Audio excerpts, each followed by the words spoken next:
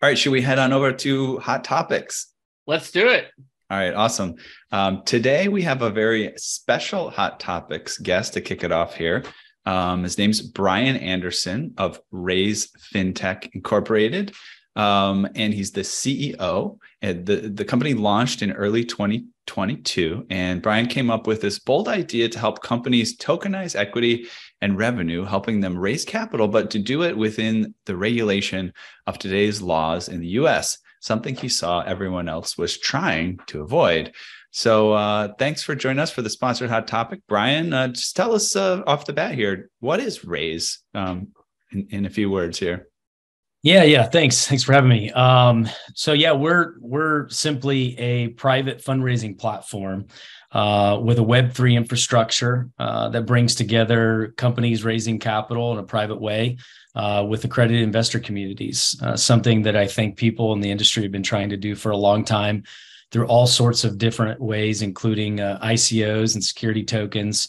We're doing it a lot simpler, and we're using the great aspects of Web3 today.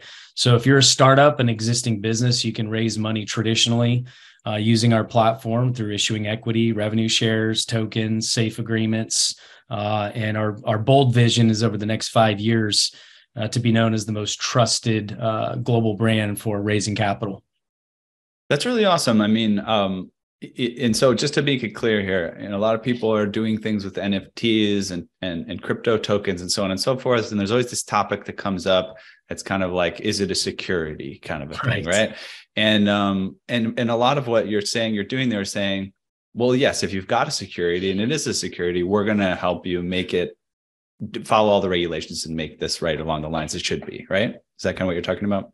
Yeah, exactly. You know, when we started this, it was really important to me. I said, we have to do this within regulation. We have to do this in a compliant way. We can't be in these fuzzy areas where is it a security, not a security.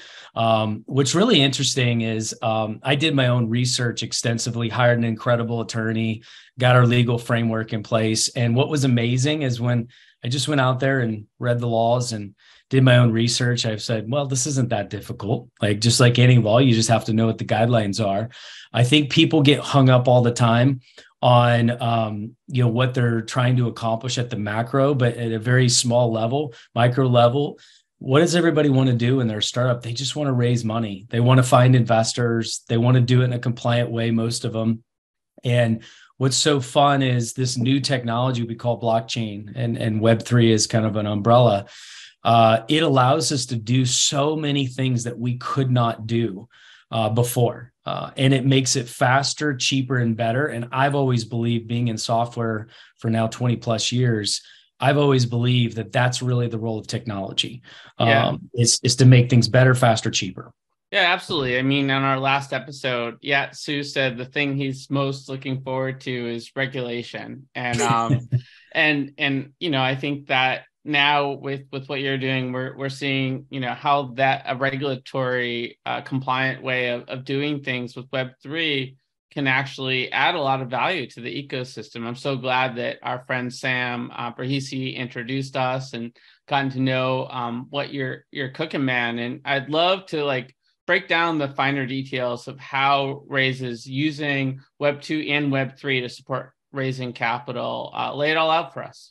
Yeah, absolutely. So really kind of the main feature sets that we focus on is it really is a bridge between Web 2 and Web 3, which is so important today as the technology gets adoption. So we do things like providing a private pitch page, a landing page for companies raising capital. I want you to think like crowdfunding but it's not crowdfunding. It's in the private placement capital raising side of raising private money from VCs and accredited investors. But you get that crowdfunding experience, which every raise should have. So you can tell your story better because there's a lot of competition with raising money. And then we have a rapid legal review process. It includes kind of signing investor agreements as part of your experience. Our platform actually does KYC and AML on every investor when they're investing in one of the clients that we have listed, along with an accreditation check. So the founders don't even have to worry about that piece. It's all handled within the process of actually, I'll call it checking out as an investor. But here's one of the really interesting pieces that we introduced.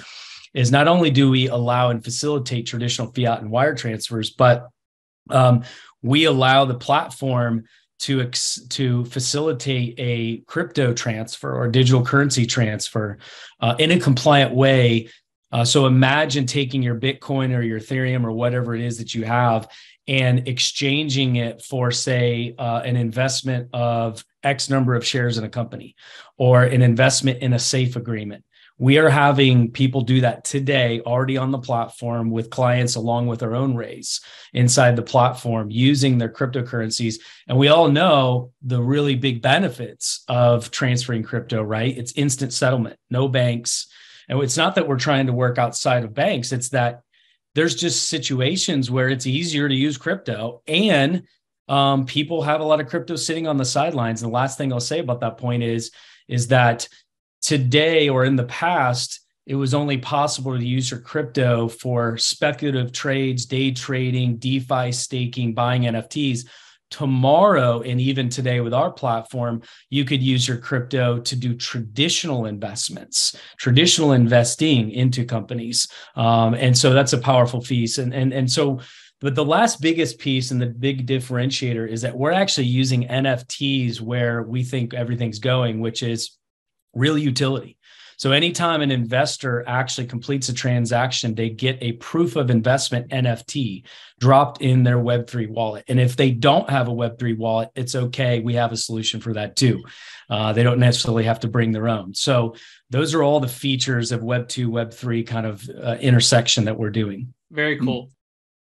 And, can you outline a little bit more, like, sort of the difference between traditional investment agreements and exchanging the digital assets for these investments? Is it pretty much the same when it all comes down to it, or have you covered all the differences, or is there anything else unique to share? Yeah, well, the big gap I saw was that everyone was trying to make it overly complicated. They were saying like, okay, either I have to go raise money with, let's say, a safe agreement or a price round, and I can't have anything to do with Web3 and crypto, or I have to go release a security token. Which is really hard, by the way. You're basically acting like you're a public company if you're doing an ICO or a security token offering. You have to worry about liquidity and dumps and all that stuff. But what about the founders that are saying, well, no, we want to raise on traditional investment contracts like a safe or a price round, but we just want to accept crypto, right? Or we want to provide an NFT to our investors as a proof of their investment so everything's on chain and lawyers can go back and verify what is actually happening because it's all transparent. That's where we sit. It's a $1.6 trillion private placement market in the US. That's a pretty big market to play in. And that's where we sit. Very cool. Well, let's talk about one of your recent partnerships with the UCLA Anderson School of Business Venture Accelerator. What's that look like? Yes. We saw this interesting opportunity to be able to help accelerators like them to actually take our platform and just integrate it in their ecosystem so that startups could raise capital simpler and they could also potentially use Web3.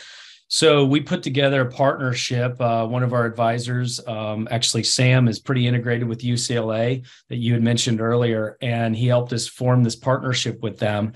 And I couldn't be more excited about that because they already have a huge proven track record. I think they've launched over 400 ventures, raised over a couple $2 billion through those companies. And now they've chosen Raze as being one of their partners on the fundraising sides. And we're actually going out there and we're going to be sitting down in front of all of their new companies and giving them the ability to start using Raze to conduct their compliant raises. Very cool. I'm excited, man, and so glad to have you at our event. And man, it's like 2 months away, but time flies since we first chatted about getting you guys in the mix. Absolutely. We're honored. We're honored to be here. Yeah. And congrats for kind of filling this space, that a lot of people kind of tread lightly in and just kind of facing it head on and bringing opportunity to folks, to do something special. Yeah. Yeah. This is really hard stuff. And it takes a special type of leader like yourself, a special type of company to go into this type of area We just had Roofstock on the podcast, and what they're doing with real estate. Same thing. This is what gets me so fired up about the future potential of Web3 technology. Well, so, in case say this one last thing, Josh. So yeah, absolutely. So that's why I do this every day, is because I fell in love with this space a few years ago, but I wasn't necessarily embedded in it like you guys were at the time. But I come from a traditional business background. And here's what I figured out, just like in the .com days when I was in college in 99, 2000, it took people taking chances and showing the real world, if you will, how to do things. And it takes all of us showing others how this technology can actually work in the real world versus trying to draw lines and divide people. We really got to show people how this tech can work. And most people are just looking, how does this make my life better? How can this improve my life? And that's really what we set out to do, is just give people the ability to do something easier that is really hard, really chaotic, and that's raising money. Great. Well, it's been a pleasure talking with you about all this stuff. And we'd love to chat so much more about it at a later date. But we won't have so much time for the hot topic. So I'll have to sign off on this one. But before we roll out, can you make sure and let people know how they can find out more about you and what you're working on? Absolutely. Just go to our website at raze.finance. And then, of course, we're on LinkedIn and Twitter as well, at Raze Finance. So thanks so much for the time, guys. I appreciate you. Thanks, Brian. Take care.